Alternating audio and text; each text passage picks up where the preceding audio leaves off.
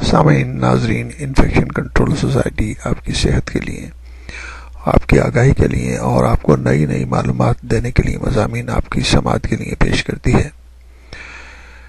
اس وقت ایک نئے وائرس پر صحت کے عالمی ادارے WHO کو تشویش پیدا ہوئی ہے۔ صحت کے عالمی ادارے WHO کا کہنا ہے کہ ایک انوکھا جرثومہ یا وائرس کورونا وائرس یعنی کہ NCOV انسان سے انسان میں منتقل ہو سکتا ہے۔ یہ نیا وائرس انتہائی خطرناک تصور کیا جاتا ہے۔ اس سے نمونیا یعنی سرسام ہو جاتا ہے اور کڈنیز فیلور یعنی گردے فیل ہونے کا خطرہ بھی بڑھ جاتا ہے۔ صحت کے عالمی ادارے نے اس بات کی توثیق اس وقت کی جب فرانس کی وزارت صحت نے اس بات کی تصدیق کر دی کہ ایک اور شخص اس وائرس کا شکار ہو گیا ہے اور ممکنہ طور پر یہ وائرس اس شخص میں کسی دوسرے شخص سے منتقل ہوا تھا۔ حکام کا کہنا ہے کہ سعودی عرب میں بھی 2 افراد اس کا شکار ہوئے ہیں۔ صحت کے عالمی ادارے کے حکام نے اس نئے وائرس کے پھیلنے کی صلاحیت پر تشویش کا اظہار کیا ہے۔ WHO کے تازہ اعداد و شمار کے مطابق سن 2012 یعنی 2012 کے بعد سے اب تک یورپ اور مشرق وسطی میں 33 افراد اس وائرس کے شکار ہوئے ہیں، جن میں سے 18 افراد کی موت واقع ہو گئی۔ اس مہلک اور خطرناک وائرس کے واقعات پہلے سعودی عرب اور اردن میں ہوئے اور پھر یہ سلسلہ جرمنی، برطانیہ اور فرانس تک پھیل گیا۔ صحت کے عالمی ادارے نے اتوار کو اپنے ایک بیان میں کہا کہ سب سے زیادہ تشویش کی بات یہ حقیقت ہے کہ اب تک اس کورونا وائرس کے مختلف کلسٹر مختلف ممالک میں یعنی کہ مختلف کنٹریز میں پائے گئے، اور یہ مفروضہ درست نظر آتا ہے کہ یہ نیا وائرس ایک فرد سے دوسرے فرد میں منتقل ہو سکتا ہے جو آپس میں کافی نزدیک رہتے ہوں۔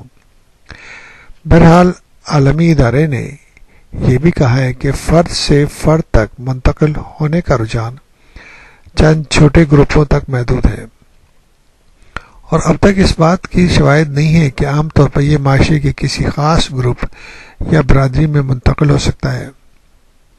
فرانس سے ملنے والی مصدقہ خبر کے مطابق ایک 50 سالہ یعنی کہ 50 ایئرس اولڈ شخص جو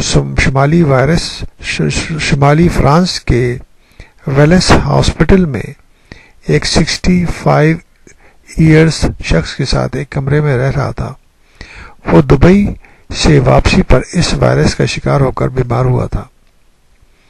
فرانس کی وزارت صحت نے کہا ہے کہ ان دونوں مریضوں میں کورونا وائرس کی موجودگی کے ثبوت ملے ہیں۔ وزارت نے یہ بھی کہا ہے کہ ان دونوں کو علیحدہ وارڈوں میں علاج ہو رہا تھا۔ دریا اثنا سعودی عرب میں صحت کے نائب وزیر نے اتوار کو بتایا کہ کورونا وائرس سے مزید 2 افراد کی موت ہو گئی ہے، جبکہ خبر رساں ادارے رائٹرز نے کہا ہے کہ مشرقی سعودی عرب کے الحصا علاقے میں اس وائرس کے حالیہ حملے میں مرنے والوں کی تعداد 9 ہو چکی ہے۔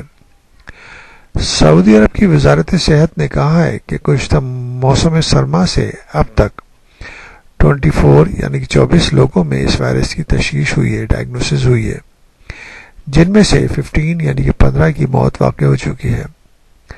بہرحال WHO کے حکام نے اس وائرس سے ہونے والی اموات کی تازہ اعداد و شمار کی تصدیق نہیں کی ہے۔ فروری میں انگلینڈ کے برمنگھم ہاسپٹل میں اسی وائرس سے ایک شخص کی موت ہوئی تھی۔ اس کے خاندان کے 3 افراد میں یہ وائرس داخل ہو گیا تھا۔